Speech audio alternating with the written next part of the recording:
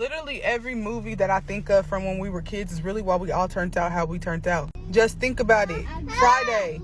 Everybody watched Friday when we was kids, right? Literally everybody. And if you didn't watch Friday, you're not black. What did Friday teach you? Friday taught you that having a job is not important. Friday taught you that if you don't have a job and you got friends who just sit around and smoke weed all day, you should hang out with those people and you should start smoking weed. Because Craig was not even a smoker.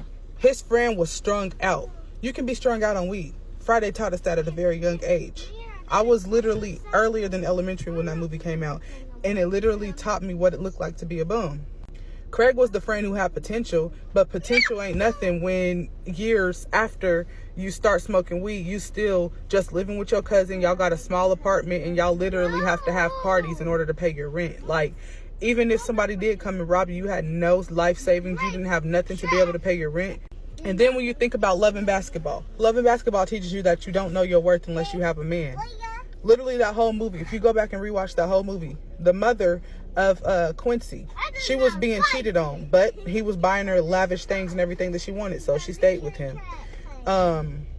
Who else? Sanaa Lathan's mom, I forget her name in the movie, but her mom was not being cheated on, but she was being undervalued because she was not a working mom. She was treated like she wasn't doing anything for her kids, when really she was doing everything for her kids and her husband. It taught us that our self-worth doesn't mean anything unless we have a man. Like, even if the man is draining you and dragging you down, you still should stay with him because at least he's a man. And then when you sit and think about, like you said, Pretty Woman, that movie literally taught you what it looks like to be a prostitute from both sides. What it looks like to the men who are buying her and what it looks like to the woman who was selling herself and why she chose to do it. And it makes you have compassion for her. And then a lot of women decided there's nothing wrong with doing it because if Julia Roberts did it on TV, why can't I do it? And then when you go back and listen to all the songs that we've ever listened to, like, I'll go back and look at Michael Jackson, him performing on stage. He's literally rubbing himself and making noises. He's literally moaning on stage while little kids are watching him do it.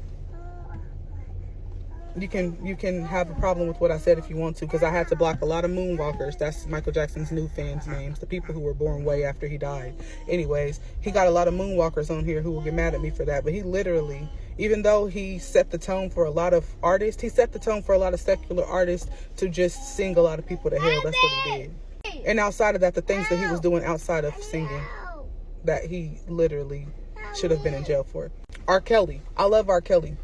But, well, when I was a kid, I loved R. Kelly. But as an adult, I go back and listen to his songs, and every single song he made was normalizing sleeping with younger women. It was normalizing being hypersexual, and it was normalizing not really valuing yourself unless you're in a relationship or unless you're sleeping with somebody. So I'm changing the song for my kids, only gospel.